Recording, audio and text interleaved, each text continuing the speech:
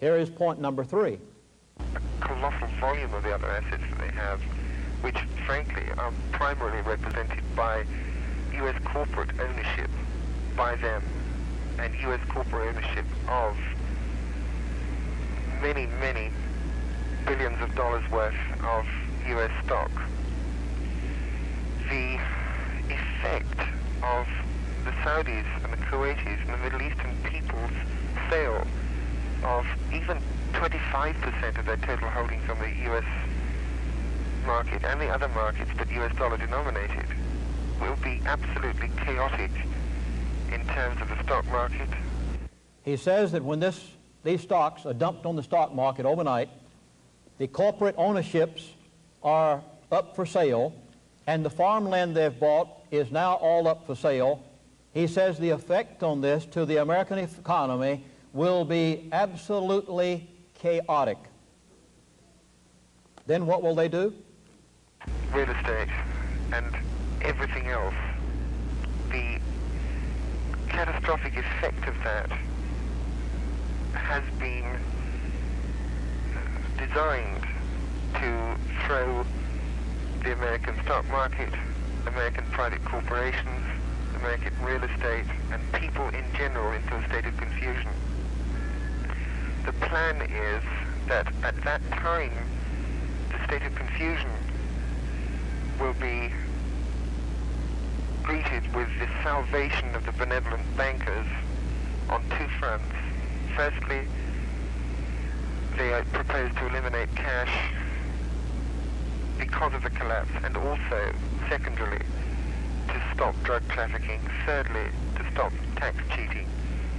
And nobody can argue with any of those reasons. Now, he says when this happens, and the American people don't know what's going on, and suppose tomorrow morning the stock market should crash, farmland goes to the very bottom, food starts to get scarce in the grocery store shelves, the bankers come along and say, look what these dirty Arabs have done to you. What would you do? What would the average American do? You'd fall for their line, wouldn't you? You'd say, sure they did. Those dirty Arabs that want to control the whole world, that have bought up so much of America with the money that we gave them through oil prices, and here they have collapsed the American stock market.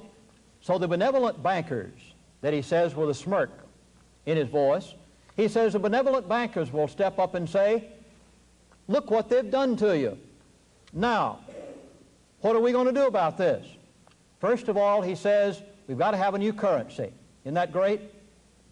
And the next thing we'll have to do is use that new currency to stop the dope traffic in the condition in America. And he said we'll also have to have a debit card for the purpose of stopping people from tax cheating anymore. Because if we don't, we'll never get ourselves back on our feet again. And if you'll just turn everything over to us benevolent bankers, the Arabs now have broken you, we'll be glad to bring you out of this chaotic condition that we have if you'll just take our debit card and our number. Will the American public fall for it?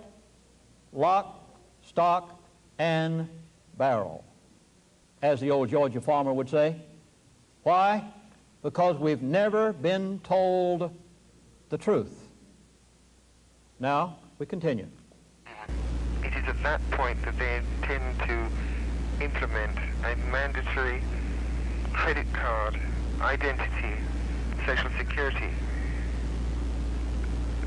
government, if you like, ID card, which will be satellite linked through the, quote, Star Wars program, which has nothing to do, at least it is, it's about 40% to do with Star Wars and 62% concerned with the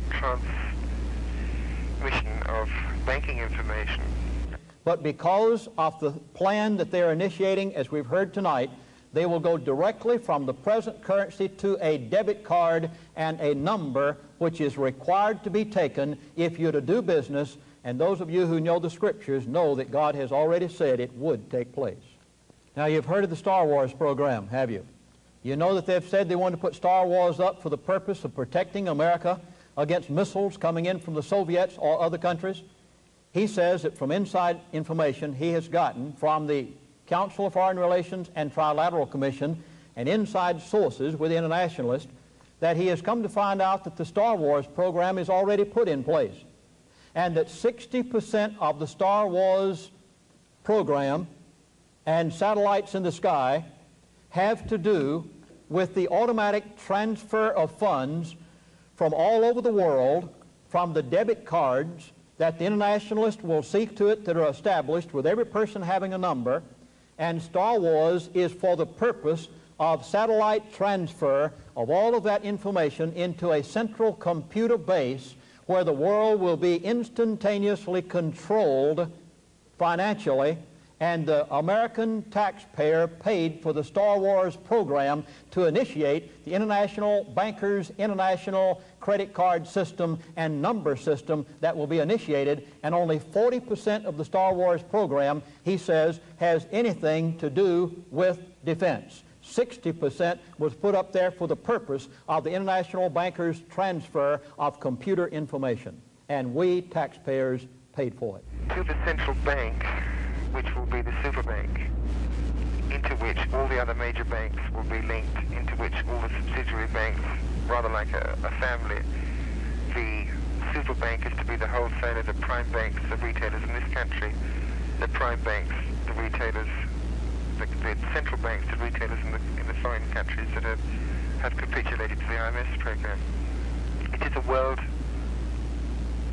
design, it is a world order, it is a world program, and our information may be wrong, but in timing, our information is not inaccurate in its information, that it may be wrong in its timing, but he says, our information is correct. He said, I know this to be true. But he said, when they intend to implement this, we do not know. But he says, we think we have an idea. And he's about to give what he considers their time frame. He says, we're not sure that this is the right time because we don't have that inside information. We do know that the basic premise is correct, but when they plan to initiate it, we're not sure. But he says, this is what we think might happen.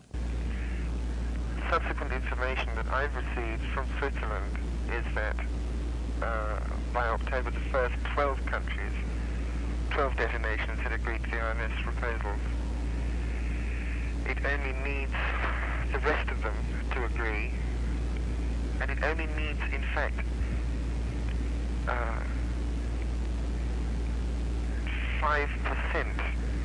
of the total detonations, 1/20th, to equal all of the deposits in the banks of the Saudis. Because of this 20-to-1 ratio, it works in contrary reverse. He says that they're so far along with their program that already 12 detonations, as of last month, had signed the agreement to turn over all of their natural resources to the international bankers' banks in turn for complete forgiveness of all of the loans and the interest. And he says they only need so many more nations before they can declare the Arabs bankrupt. The Arab source that verified this information for us in December of 1986 said that the top leaders in the Arab world know this story, are scared to death, don't know what to do about it. They don't know how to tell the American people. They don't know how to get the information out. But he verified that this material is true, and I personally talked with the man in New York myself who went to the sheikhs and sheiks, and they said to him, what Jonathan May says is so,